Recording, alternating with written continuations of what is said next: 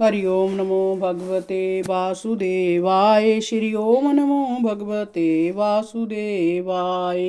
अथ पांचवें अध्याय का महत्व। श्री भगवान वाच, हे लक्ष्मी,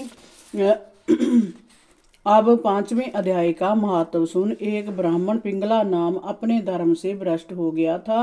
वह कुसंग में जा बैठा, मच्छी मांस खाता, मदिरा पान करता, जुआ खेलता। तब उस ब्राह्मण को भाईचारे में से शेक दिया गया।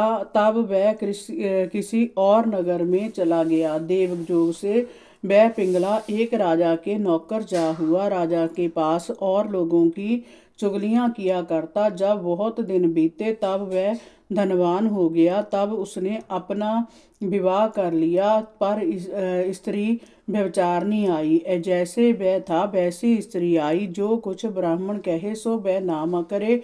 ब्राह्मण कहे तो बाहर ना जा, वह कहे नहीं, जहाँ उसका जी चाहे वहां पर जावे। भर्ता को जाने नहीं, वह कल्पना करता और स्त्री को मारता। एक दिन उस स्त्री को बहुत मार पड़ी।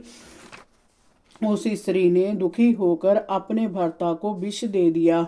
वह ब्राह्मण मर गया और उसने गिद्ध का जन्म पाया। कितने काल बीते वह स्त्री भी मर गई। उसने तोती का जन्म पाया।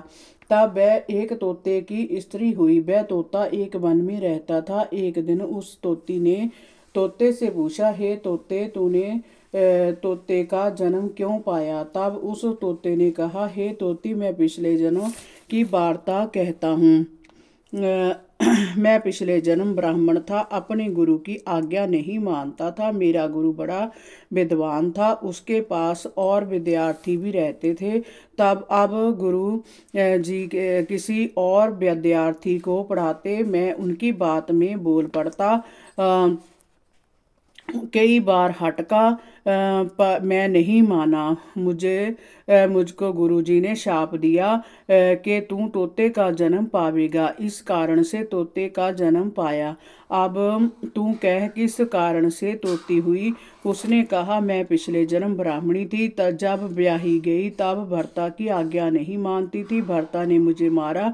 एक दिन मैंने भर्ता को विष दे दिया, वह मर गया। हरि ओम नमो भगवते वासुदेवाय। श्री ओम नमो भगवते वासुदेवाय।